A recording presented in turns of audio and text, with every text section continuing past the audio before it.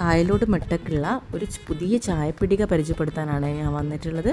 ഓല മേഞ്ഞ ഒരു ചായപ്പീടികയാണ്, കവല ചായപ്പീടിക എന്നാണ് പേര്. ഒരു അമ്മയും മോളുമാണ് നടത്തുന്നത്.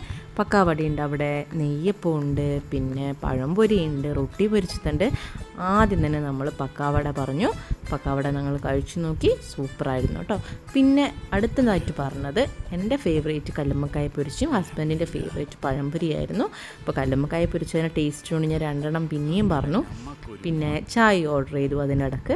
അപ്പോൾ അതിങ്ങനെ ഞങ്ങൾ രുചിച്ച് ആസ്വദിച്ച് കഴിച്ചുകൊണ്ടിരിക്കുവാണ്. അതിനിടയിൽ ഞങ്ങൾ ദോശയും ബീഫ് റോസ്റ്റും ഓർഡർ കൊടുത്തിട്ടുണ്ട് കേട്ടോ.